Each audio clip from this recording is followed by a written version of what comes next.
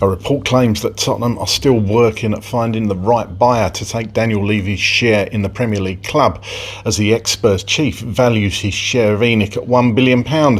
Thomas Frank has moved to steady the Christian Romero situation publicly, where he confirmed the Argentine remains Tottenham captain, even while uncertainty clouds the defender's future. And leading on from that, a report claims that two Spanish giants are showing serious interest in the Argentine defender amid signs of mounting frustration in North London. Here are your daily Tottenham news headlines.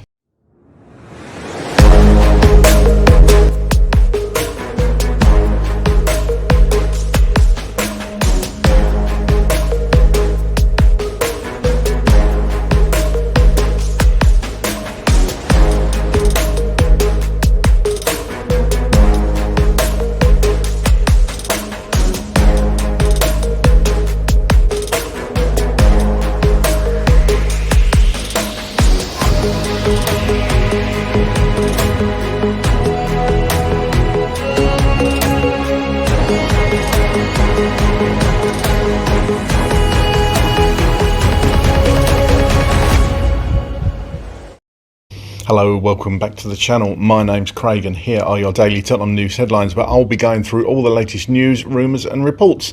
If you're watching on YouTube and are not already yet subscribed to the channel, please consider doing so. Like, share and comment below. And if you're listening on an audio platform, please do hit that follow button and leave a review if you can. And finally, make sure you turn on the notification bell so you get notified whenever we go live or upload a video to the channel. Okay, let's get into it. Football Insider reports that Tottenham are still working at finding the right buyer to take Daniel Levy's share in the Premier League club. That is according to ex-Everton, Aston Villa and Aberdeen Chief Executive Keith Winers speaking exclusively to Football Insider, amid Levy being in talks to sell his share in the club. Levy stepped down as Spurs executive chairman in September after nearly 25 years in the role in the North London club. Due to his 29.88% share in ENIC, Levy still has an indirect investment in Spurs, as the British investment company owns 86.91% of the club. Speaking on the new edition of Football Insider's Inside Track podcast, Winers thinks Spurs would want a US-based group to take Levy's stake in the club. He told Football Insider's podcast, "Now, this is a really interesting story and one that I've been trying to follow as closely as possible. He still owns, as you say, a major chunk of ENIC, which is still a major owner of Spurs. And you know, this story has broken claiming about $1 billion valuation for Daniel's stake. I don't think the Lewis family would be happy with that group as a partner. I think they would prefer someone that they can work with a little bit closer, probably a US-based group, but I don't know the shareholder agreement and how it sits in terms of, and if there's ways they can object to any particular partner. Of course, they could make it known to Daniel that they wouldn't be happy, that the partner would realise they were coming into a hostile situation, which is not something they want to do. So I think it might be best for all concerned if they were to look at potentially another group and find some other solution for Daniel to move his shares into a more acceptable group for the Lewis family. That would be my feeling of where it sits right now, there's no doubt. Spurs will look to increase spending when Levy has sold his stake in the club, with their wage bill set to increase. I'll believe that when I see it. EPL Index report that despite the noise, Thomas Frank has moved to steady the situation publicly at his press conference on Thursday, where he confirmed Christian Romero remains Tottenham captain even while uncertainty clouds the defender's future. Romero described it as disgraceful that Spurs were left with only 11 available players after he was forced off through illness during the 2-2 Premier League draw with Man City. The Post, his second pointed message of 2026, quickly gathered traction both externally and within the squad. However, when asked whether Romero would still be at the club next season, Frank admitted, "That's a question I have no idea about. Right now, he's the captain, he has a long-term contract and we signed a new contract with him." It was a carefully measured response, neither confrontational nor definitive. Romero only signed a new deal in August, yet Frank's words left it open the possibility of that circumstances, footballing or personal, could yet change.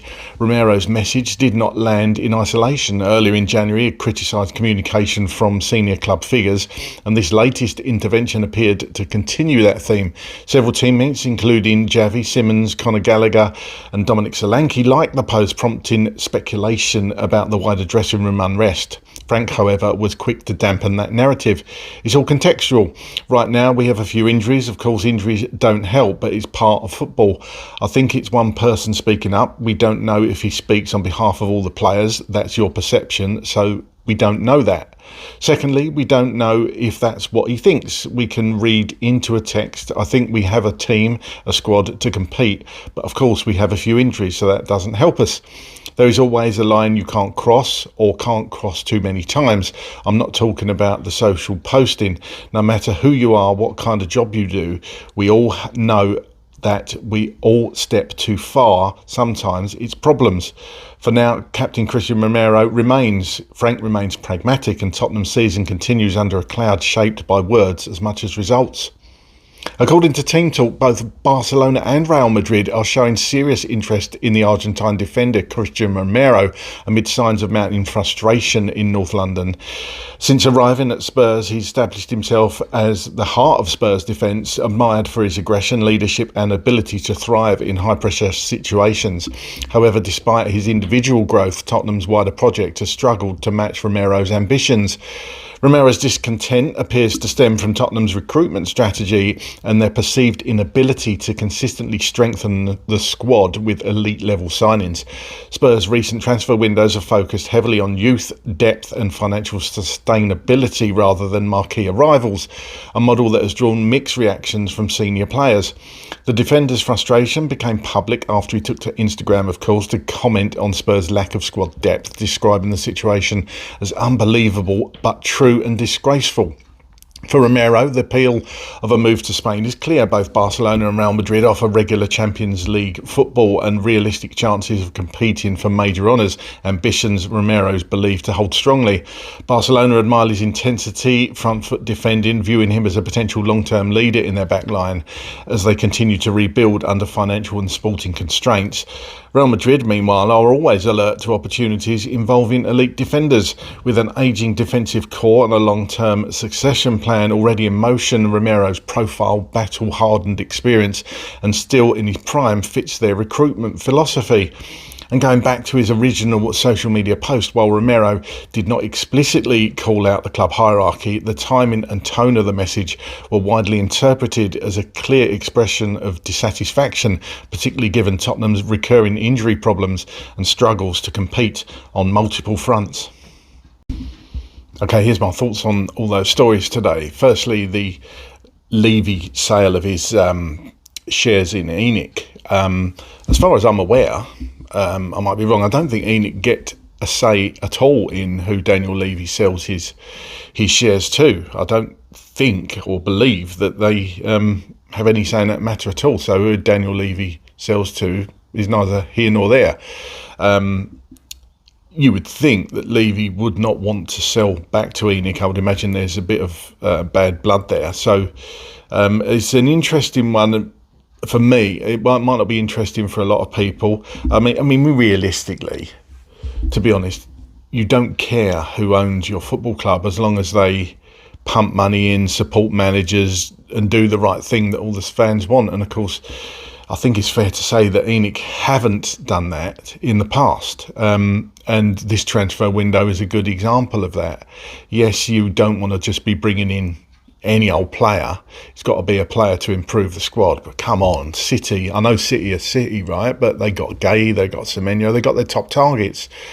When do we ever seem to get our top targets? And then we get told after the transfer window shuts that January is a tough window, we're going to go again in the summer. How many times have we heard that? It's just constant rinse and repeat. So personally for me, it's the first sign that ENIC haven't done what they've promised. But then they're throwing you the bone, aren't they, about the summer. We're going to go big in the summer, as Langer said, basically, on his transfer window rap video, which was very vanilla and bland, I thought. So do you give them another transfer window? Personally, I think it's time for ENIC to sell. Obviously, we had 3 bids in the summer after Daniel Levy stepped down. and they were all rejected. I still think that ENIC will sell for the right price. Definitely, I think there's a price, and if somebody meets it, they will sell. This Daniel Levy part of ENIC, if you like, does it makes the situation probably a little bit more difficult. So saying one of the original bidders come in and buys Daniel Levy's shares, that doesn't give you a controlling stake in the club, and just basically you're a silent partner. So why would somebody want to do that if they're not actually getting a say in the running of the club? But could it be a foothold into bigger things and buying ENIC's stake in the club? So there's a lot of moving parts to this, so it'll be interesting to see if Daniel Levy sells and who he sells to in the future. I know that's not on the football side of it, but it is very interesting to see where the club is going sale wise and how this develops over the next few months, I guess. Romero's comments, as I've said before, I liked Romero's comments.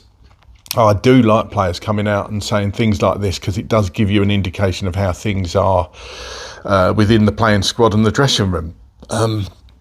Romero, of course, has come out before, publicly criticised things in and around the club and got reprimanded. I would imagine he got a fair rap across the knuckles for this one as well.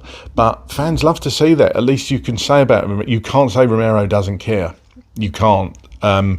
He's very open, very honest, and some would say too much so. But personally, it doesn't set the club or in a good light, does it, when a player comes out and says things like this, and it's liked by a lot of his teammates as well. I think that shows definite unrest within the dressing room, or certainly dissatisfaction rather than unrest. So yeah, Christian Romero still confirmed as captain, but Frank turning around and saying he doesn't know what's going to happen with him next year.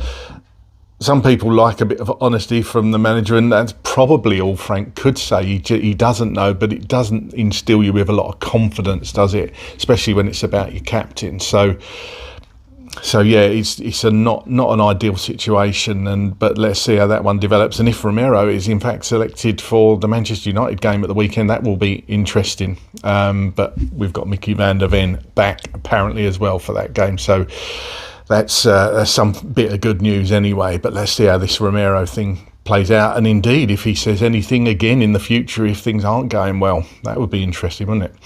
And the final article, the Spanish giants that want the Spurs captain Romero in the news a lot today. Barcelona and Real Madrid. Could you turn those two clubs down if they make a bid and show interest in you? It's a difficult one again.